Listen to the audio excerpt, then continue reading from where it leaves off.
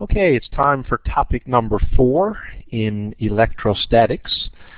And what we're going to talk about this time is why there's actually a force between charged objects.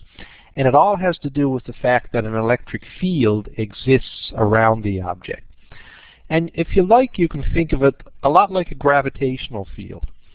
All around the Earth and any other massive object, there is a force which pulls other objects towards it. And it's all because of a gravitational field. Well, around charged objects, there's also a field that we call an electric field. So that's what we're going to look at in this lesson. We're going to talk about what an electric field is, what it looks like, what the direction of it is, and we're also going to look at how you can actually calculate the field strength. In other words, how strong that electric field is. Okay? Remember that with a gravitational field, the strength of the field depended on the mass of the objects and things. Well, with an electric field, obviously, it depends on the size of the charge. So again, a lot of similarities between gravity and electric force, and between gravitational fields and electric fields. They look very, very similar, as you're already aware, I'm sure. So let's take a look, first of all, at what we just said. Anytime you're trying to map a field, in other words, trying to figure out what the shape of the field is, what the size of it is, all those types of things, we call that mapping the field. If you were going to map the Earth's gravitational field, what you do is you take an object and you drop it in various locations. And what you would find is it would always fall straight towards the Earth, straight towards the center of the Earth, to be exact. So to map an electric field, we again use some sort of test object. And because in electric fields they're affecting charges, we use a test charge. And what we do is we use a positive test charge. A positive test charge. And if you remember the rule that opposites attract and like charges repel, then if you put a test charge next to a positively charged object, right here where this black dot is, it would be repelled. In other words, it would move that way. It would be pushed away from the other charge. So your test charge will be repelled. So that's why the arrows are pointing like that. If you put that test charge anywhere around here, it will be pushed away. It will be repelled, because like charges repel. Okay? But with a negative charge in the center, a negative main charge, your test charge would actually be pulled towards it. It will be attracted. That's why the arrows are pointing towards it. By convention, anytime we draw electric fields, the arrows always point away from a positive charge and towards a negative charge. That's the convention that's used. And that's because years and years ago it was decided that the convention would be to use a positive test charge. So in other words, the arrows are showing the direction in which a positive test charge would move if it were placed in that field. Okay? So if a positive test charge were placed close to a positive object, it would be pushed away, repelled. But if a positive test charge were put close to a negatively charged object, it would move towards it or be attracted. That's the reason the arrows point in the direction that they do. So when we map electric fields, we're always using a positive test charge. So the directions of those arrows are always the same. For a positive object, they always point away. For a negatively charged object, they always point towards. And that's the reason why. Now, it turns out that electric fields are very, very similar to a gravitational field. In fact, they are virtually identical. The only difference is this. With a gravitational field, it always points towards the Earth, or always points towards the object. Whereas an electric field doesn't, because an electric field points towards a negative object, but the field lines point away from a positive object. Okay? Some things, very simple things to remember. These field lines, even though we draw it like this, it's not actually a two-dimensional thing like that. It's not actually flat. Those field lines are coming out towards you, out of your screen. They're going in, they're going off in all different directions. It's a three-dimensional field. It's not flat like we can draw. We can really only draw it flat. Think about if you had a styrofoam ball and you started sticking needles into it. They'd stick out in different directions all over the place till you had a pincushion. That would be a good representation of what an electric field looks like. It radiates out from the object in all directions, towards you, away from you, left, right, up, down, everything. Every different direction. Field lines always meet the surface at right angles. You can see that here. And if you look in here at the surface of this object, it's always a right angle where it touches. No exceptions. So when the object is spherical like that, it's pretty easy. But when the object becomes an irregular shape, again, always meets the surface at a right angle and then goes straight from there. Always. Two field lines will never cross. They'll either merge into each other or they'll bend away from each other. And we'll see examples of that now in just a second. And the final thing that you should try to remember is that the farther apart these lines get, the weaker the field gets. Like in here next to the object, the field lines are really close together. That's where the field is the strongest. When you start to move away and the field lines are spaced further apart, that's where the field is getting weaker. Okay, that's the way it works. Let's look at what happens when you have two charges next to each other. Okay, what about, for example, if we put two opposite charges close together, a positive and a negative? What's going to happen then is, remember, field lines can't cross. So we can't have a field line coming up this way and another one coming down this way towards the other object. That would make an X. We're not allowed to have that. So what happens is the field lines actually bend. And in this case, they bend and join into each other because it's one continuous line, really, right? We leave the positive charge pointing away. Then we bend that towards the negative charge because field lines always go towards the negative charge. So it's almost like one continuous thing. This right here, by the way, when we have two opposite charges like that, we call that a dipole. Dipole, two poles. And when you see magnetic fields a little later, you'll know that that shape that you see right there around the positive negative point charges right next to each other, that's actually very similar to what it would look like around a bar magnet.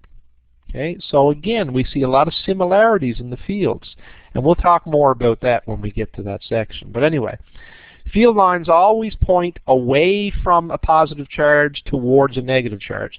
What you got to do is you got to think about what would happen if you put a positive charge right here. If I put a positive charge at this position, right close to charge, the positive charge here, if I put it right here, it would start to be pushed away. But as soon as it started to move away from the positive charged object, it would start to become attracted to the negative one. So it will go up, and then it will start to fall back down again, and it would be attracted towards the negative object. So always think about what would happen to a positive charge if I put it here. Where would it go? Which direction would it go? Okay, that's the types of things you need to keep in mind. So that's positive and that's negative. What about if the two charges were alike? Then it looks a little bit different. So two like charges, again, remember the charges cannot cross, the field line, sorry, cannot cross. So I got a field line coming out this way away from this positive charge. I got another one coming this way from this positive charge. When they got in the middle, they'd cross, but that's not allowed. So what happens is they can't go into each other because they can't go towards the other positive charge. So what happens is they bend away from each other, like this. The field lines actually bend away. See that? Now, what that means is somewhere here in the middle, there's a point where there is no electric field whatsoever. In other words, the two electric fields actually cancel each other out and we get zero field, sometimes called a null field, N-U-L-L, a null field. So that's around two positive charges. Now, if these were both negative, it would have exactly the same shape except the arrows would point towards the objects instead of away from. These types of diagrams, you're not usually asked to draw them on a test, on the public, but you're often asked to identify which one is drawn correctly. Or they might give you the sketch and ask you which charge is at those 2 points, positives or negatives. Okay? And you'll see examples of that now in just a second. Now, your charged objects do not have to be point charges. They can be other objects as well. For example, we can have two parallel plates, two side-by-side plates, positive on one side, negative on the other. Remember, field lines go away from a positive towards a negative. So the field lines go across like this, and they start to spread out a bit around the edges because they got room to spread out. Just think if you were taking, you put a whole bunch of peanut butter on 2 slices of bread and you started to jam it together, it would start to spread out the sides. And that's kind of what's happening here. That's kind of why it takes this shape right here. All right? And here's the other one. If we had a single conductor, a piece of wire, okay, it's negative, so the arrows are pointing towards it, but you'll notice something funny here. In a spherical conductor like that, the charge becomes concentrated on the outside surface. Because remember, these negative charges want to get as far away from each other as possible, so the outside is where they got the most space. So that's why they tend to build up more on the outside edge. Now, it doesn't mean there's no electrons in the middle, because there are, but they're more concentrated on the outside edge. There's more of them out there because they're repelling each other, trying to get as far away from each other as they can, so they tend to reside on the surface. If you had a hollow tin can, for example, right, and if there's a charge on the surface of that can, inside the can would be virtually no charge at all, or sorry, no field at all, because there's no charges there. Okay? That's one of the reasons why it's so safe to be inside of a car in a lightning storm. If a car gets struck by lightning, you're perfectly safe inside because all the charge stays on the surface of the car. So as long as you're not touching anything metal on the surface of the car, you'll be fine. Okay? The lightning strike wouldn't affect you at all. Probably damage the car pretty badly, but it shouldn't hurt you.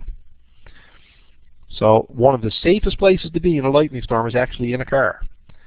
One of the least safe places to be would be standing out in the middle of a field with no trees around. In other words, you would be the tallest object in the vicinity and the shortest path for that lightning to reach the ground. Okay? The people who get struck most often by lightning are golfers. Okay? Just imagine standing out in the middle of a field with hardly any trees around, waving around a metal club. Okay? Not a smart thing to do. So if there's a lightning storm, stay off the golf course. Anyhow, moving on.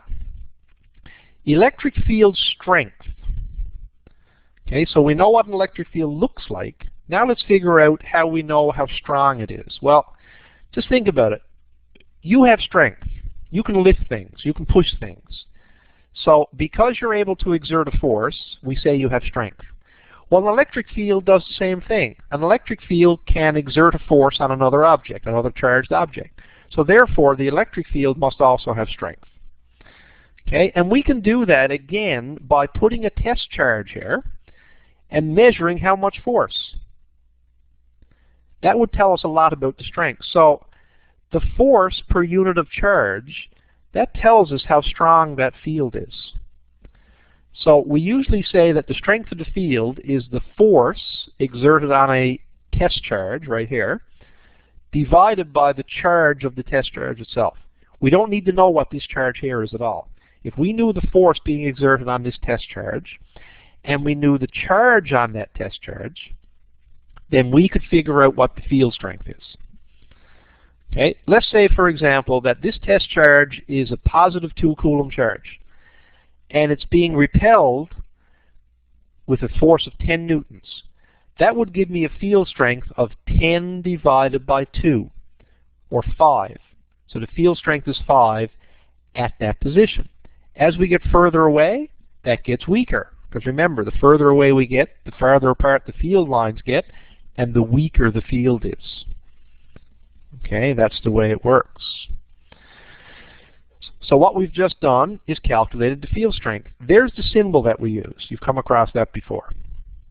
That is the Greek letter epsilon, and we use these Greek letters a fair bit in physics. Now, we couldn't use a regular E because the capital E was already used for energy. The small e was already used for electron charge, so we had to use a different kind of E. We had to use the Greek letter E. or epsilon. Epsilon stands for the electric field strength. And by definition, field strength is the force per unit of charge that would be exerted at that point in the field. And it does depend on how big the main charge is, and it depends on how far away from the main charge you are. Okay, even though electric field strength is a vector, because it tells us also which direction the force would be, we generally only calculate the magnitude, because this formula only calculates the magnitude. In order to know the direction, you have to know whether that main charge at the center of the field is a positive or a negative. Okay? And we'll look at some examples of that now in just a few minutes. There's another formula for electric field strength. Okay? Let's go back to Coulomb's law for a second. Remember, Coulomb's law is kQA QB over R squared. Now, the two charges are the main charge, which is the one creating the electric field, and the test charge that's placed in the electric field. So there's two charges here. But remember, at the same time, electric field strength also equals Fe over Qt. In other words, the force divided by the test charge. So if we substitute this relationship for this, for Fe, we get this. QT's cancel, and we're left with this formula right here. KQM over R squared. Now, the M is not always written there. That M stands for main charge. In other words, the charge that is causing the electric field to exist. That's what we mean by the M. The R stands for radius. It's really distance. In fact, some texts actually use a D there instead of an R. You may come across that sometime, especially if you go on and do physics in university. Some of the texts they use will actually use a D there instead of an R. It doesn't matter. This means the same thing. It's still distance. So now we've really got two equations that we can use to calculate field strength. F over Q. We use that one when we don't know the main charge, but we do know a test charge. Or it's not a point source. Or if we know the main charge, and we know the distance, we can find the field strength using that second equation. Okay? And that second equation kind of reinforces the idea that even if there's no test charge around, that field around the main charge still has a strength. Just like you still have strength if you're not lifting anything or pushing anything. You still have strength, you're just not using it at the moment. So it's the same idea. Let's look at some samples. So first of all, it says, what is the electric field strength at 6.7 meters from a 6.0 times 10 to the negative 6 Coulomb charged object? So what we say is, this time we know the distance and we know the charge on the main object, so we say E equals KQ over R squared. Now, really that's QM, but I always leave that out. It's not really that important. So it's 9.0 times 10 to the power of 9. Then I've got the charge, Q, which is 6.0 times 10 to the negative 6. And my distance, which is already in meters, so I don't need to do any conversions, but you've always got to watch for that, remember. There's your calculation. That will give you this number, 1200. And the units, by the way, are newtons per coulomb. That's the units for field strength. Now, that is this answer right here. 1.2 times 10 to the 3. Okay, you better get used to using scientific notation because a lot of the answers on the public exam are going to be written in scientific notation. So be prepared for that. Second one, which describes electric field lines? Do they circle around charges? No, they're not circular. They always point either away from or towards. They're straight lines, no circles. So they're either directed away from negative charges or toward negative charges. And if you remember the positive test charge, which direction would the positive test charge move? It's always towards a negative charge. That's why the answer would be D. Electric field lines will always point towards a negative charge, but away from a positive charge.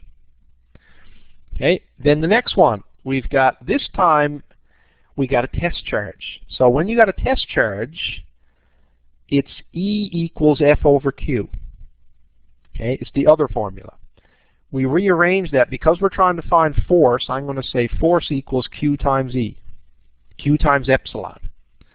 Okay, so when we plug our numbers in, we know the charge is 2.5. I'm going to drop the 0 to save space again, times 10 to the negative 6, multiplied by the strength of the field, which is 2.92 times 10 to the 4. Multiply those together, and we get 0.073. That's what your calculator will probably spit out at you, and that's newtons. Now again, scientific notation, see?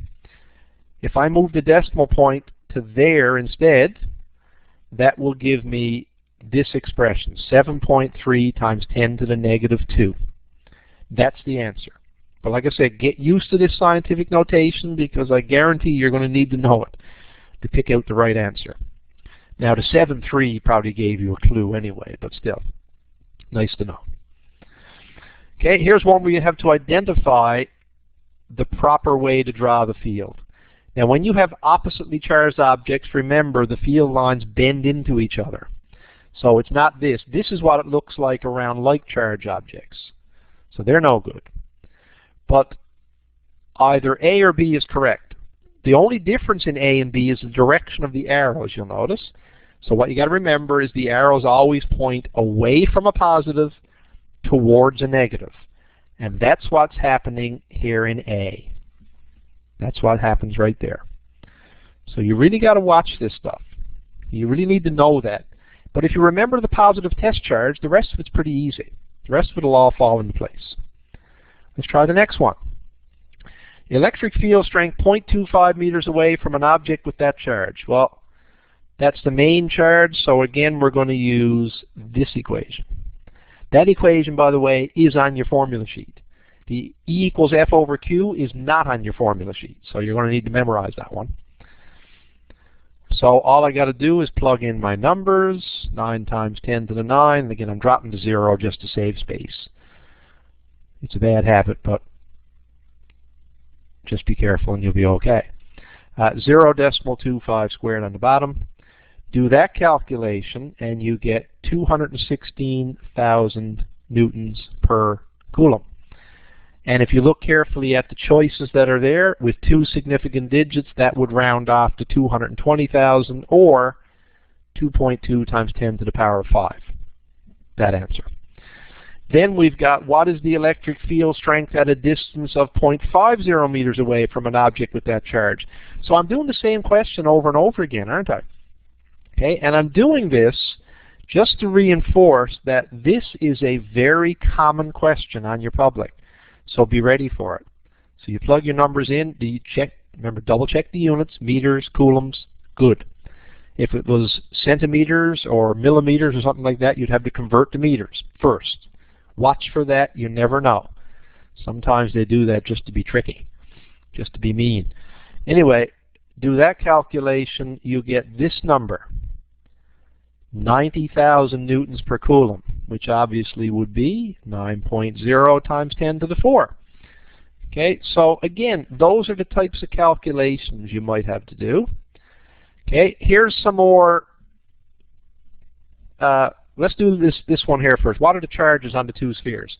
So you look at this diagram, and you know right away that because the lines are bending away from each other, those are like charges.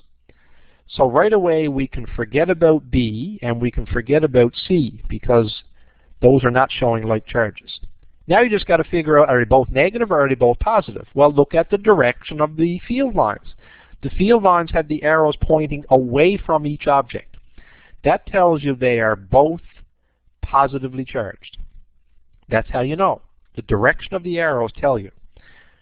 The arrows always point away from positives, but they always point towards negatives. Now, this one here, which of these shows how the electric field strength varies with distance? Here's the formula. KQ over R squared. There's the important part right there, the R squared. In other words, electric field strength is inversely proportional to the square of the distance. In other words, as distance gets bigger, field strength gets smaller. So this one is a possibility, and this one is a possibility. These two are not. These two both show field strength getting bigger as the distance gets further away. That's not right, because we know that as you get further away, the field gets weaker. So it's either A or C. Now, the question is which one? Well, because of the squared, you know that it's an exponential. And the exponential is always a curve. So by process of elimination, it's got to look like that. That's what an inverse square always looks like on a graph. You see that curved line sloping downwards like that. Okay? Looks like that. Okay, one more multiple choice, and then we'll take a look at some long answers. Which one shows the electric field between two oppositely charged plates? Well, because they're oppositely charged, we know the field lines flow into each other, so it's definitely not A or B. So it's got to be C or D. The only thing we got to look at now is the directions of the arrows. Remember, away from positive towards negative. That's what is shown here in D. Away from the positive towards the negative. In other words, if I put a positive test charge there, which direction would it move? Okay, and that is shown in D.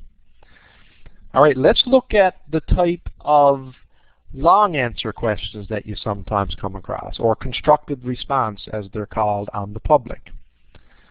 So this one here. Now this looks very similar to the Coulomb's law ones, doesn't it? In fact, that's where students tend to get fooled up. They look at the two charges and they say, well, F equals K Q1 Q2 over R squared. And they don't know where to go from there. But this is electric field at point P. There's the point over there on the side. So what do? Well, here's what we do. We calculate the field strength for A first, and it's the field strength from A all the way over here. All the way over here at point P. So the distance is from here all the way over there. So the distance is actually 0.45 plus 0.30, or 0.75. And that gives us this field strength right here. Okay, then we do the same thing for the other object. We do the same thing for B. Okay, and again, I would caution you about putting these negative signs in, like this, because that negative can be very misleading. That negative does not tell you direction, okay? It doesn't. It doesn't. In this case it does, but it's only a coincidence.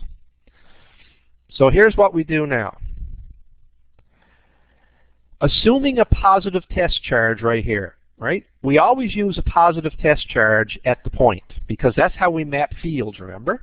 So assuming there's a positive test charge right there, that can tell you the direction of the field. If this is a positive charge here, what force will be exerted on it by A? And the answer is this way. So field A is actually moving to the right, because charge A would repel a positive test charge.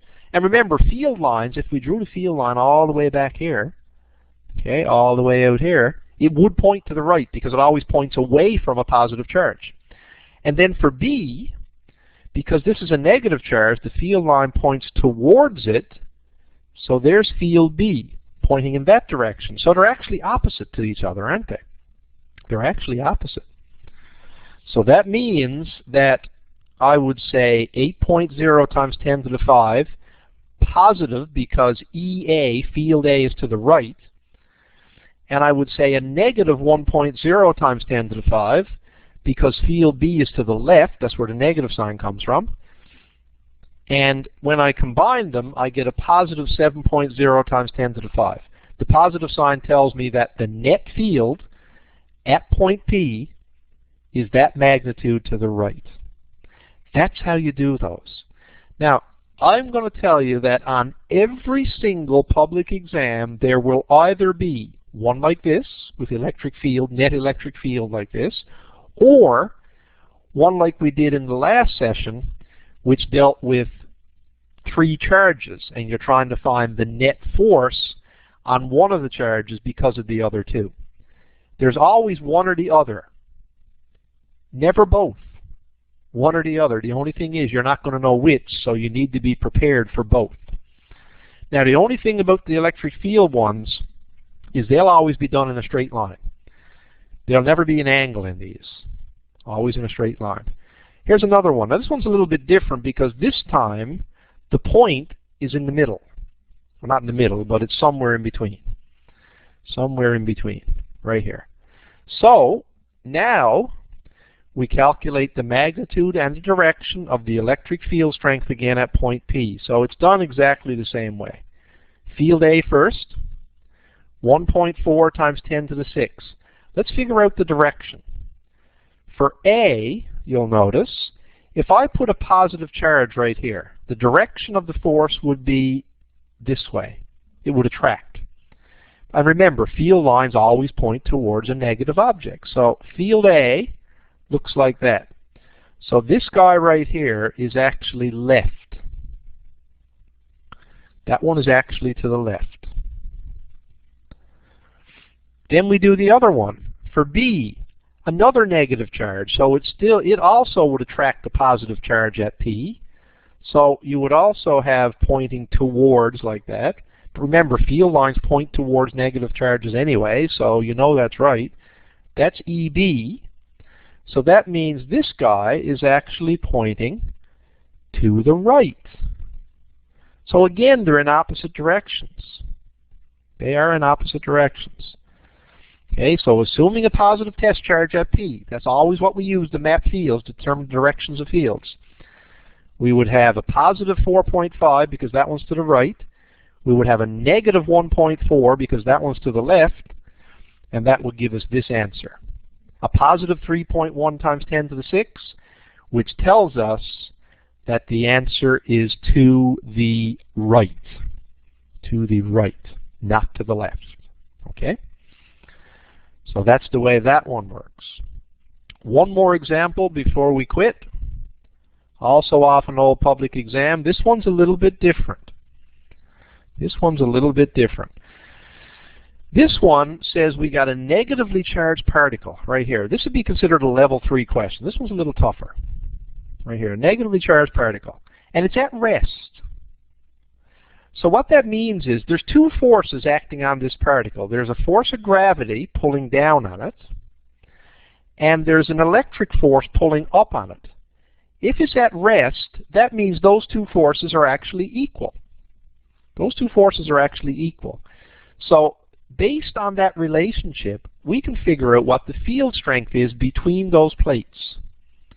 We can figure out the field strength between those 2 plates. Here's how you do it.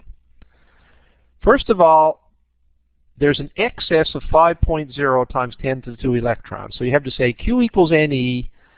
So the charge is actually going to be 8.0 times 10 to the negative 17 coulombs, because we take the 500 electrons, multiply it by the charge on the electron, and get the charge. Then we can do this. Then we say that Fe, the electric force, is equal to the force of gravity. So in other words, E times Q is equal to M times G. Now the reason I say E times Q is because, remember, this relationship.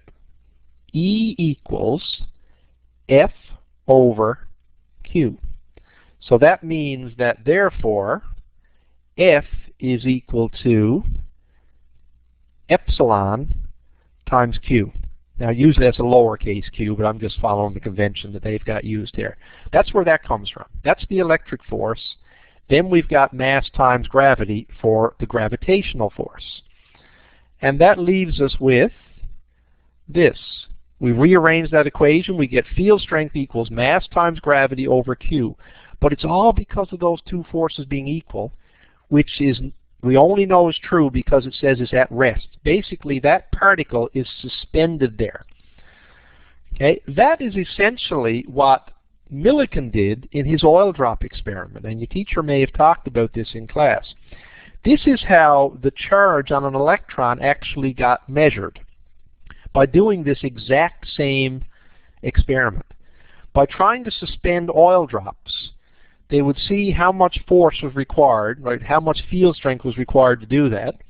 And once they did it, they would know exactly how much charge was on these oil drops. And by comparing them and finding the lowest common multiple, that's how they figured out that the charge on an electron was 1.6 times 10 to the negative 19. It was actually pretty ingenious when you think about it. But that's how they did it. All about lowest common multiple. Anyway, you plug your numbers in, you get your answer, there's your field strength. That is the field strength that would give you a strong enough electrostatic force to balance the force of gravity. That would be what you would call a level 3 question. That one's a little bit challenging. But like I said, really what it is, it's a recreation of what's known as Millikan's oil drop experiment, where Millikan actually discovered what the fundamental charge was. In other words, the charge on one electron. And that's how it was discovered, that it was 1.6 times 10 to the negative 19. Anyway, that concludes electric field strength. It also concludes class number 6. Next week, we're going to take a look at the difference between electric potential and electric potential energy, and we're going to go from there and transition into current electricity.